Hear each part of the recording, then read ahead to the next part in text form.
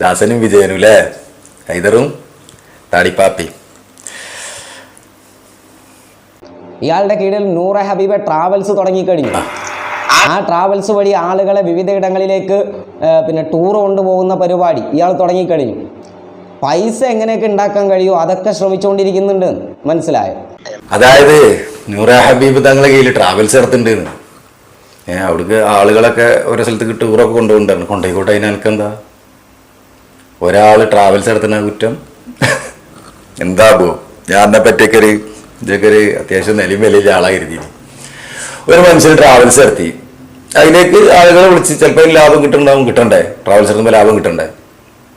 അദ്ദേഹം ട്രാവൽസ് നടത്തുന്നുണ്ട്, സിയാറത്ത് ഒക്കെ ഓരോ പുണ്യസ്ഥലങ്ങളിലേക്ക് ആളുകളെ കൊണ്ടുപോകുന്നുണ്ട്. ജോരുണ്ടോ? അടുത്ത പ്രാവശ്യം വരുമ്പോൾ പേര് കൊടുത്തോ, ജുംബൂര്. അതിനിപ്പോൾ എന്താ പ്രശ്നം? ഈ ട്രാവൽസ് നടത്തുന്നവരെ ചൂഷണം. ഇതാണ് ജോരം ചൂഷണം. വേറെ ഒന്നും നിങ്ങൾക്ക് ചൂഷണം പറയാൻ. ഇത് പഴയ വീഡിയോ ആണ് കേട്ടോ.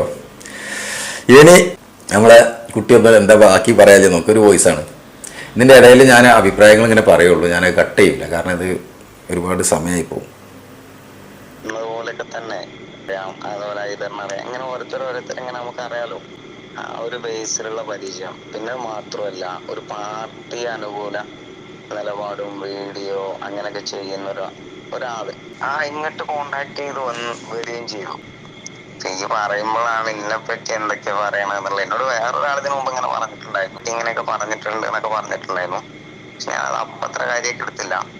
വാങ്ങുന്ന കാര്യമോ അല്ലെങ്കിൽ ഓരങ്ങനെ വാങ്ങുന്നുണ്ടെന്നോ നിങ്ങൾക്ക് ചിന്തിക്കാൻ പോലും കഴിഞ്ഞിട്ടുണ്ടായിരുന്നില്ല. ഒന്ന് വെച്ചാല് ഹാമിദിനെതിരായാലും ഫിറോസിനെതിരായാലും ഒക്കെ ആ രീതിയിലാണല്ലോ ഇടപെട്ടുകൊണ്ടിരുന്നത്.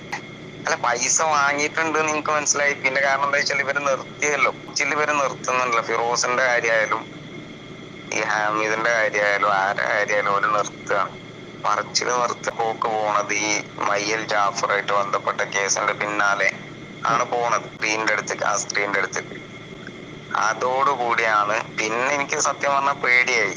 എന്ന് പറഞ്ഞു കഴിഞ്ഞാല്, കാരണം ഇത് ഭീകരമായിട്ടുള്ള സാധനമാണ്. വിചാരിക്കുന്നിടത്തൊന്നല്ല. കാരണം ഇത് നമ്മളിപ്പോ സോഷ്യൽ മീഡിയയിൽ പ്രതികരിക്കുക അല്ലെങ്കിൽ ഒരു വിഷയത്തിൽ സംസാരിക്കുക എന്നൊക്കെ പറയണത് അതിന്റെ ഒരു ആത്മാർത്ഥതയോടുകൂടി നമുക്ക് പറയാനുള്ള ഒരു സാധനം പറഞ്ഞു പോകുന്നു എന്നുള്ളതിനപ്പുറത്തൊന്നും. പക്ഷേ അതെ, സമൂഹത്തിൽ നടക്കുന്ന ചൂഷണമാണെന്ന് വിശ്വസിച്ചുകൊണ്ട് ഇത് ഹമീദ ആറ്റക്കോയ തങ്ങൾക്കെതിരെ കുറേ വീഡിയോ ചെയ്തിട്ടുണ്ട്. അവർക്കെതിരെ മാത്രമല്ല, ഇത് എല്ലാ വിഷയങ്ങളും രാഷ്ട്രീയപരമായിട്ട് അങ്ങനെ ഒരുപാട് വീഡിയോകൾ ചെയ്തിട്ടുണ്ട്. അപ്പോൾ എന്നെ സപ്പോർട്ട് ചെയ്യാൻ രണ്ടാൾക്കാരുണ്ടായിന്, യജൂജും മജൂജും. നേരത്തെ ദാസനും വിജയനും എന്ന് പറഞ്ഞ പോലെ രണ്ടാൾക്കാരുണ്ടായിന് എന്നെ സപ്പോർട്ട് ചെയ്യാൻ.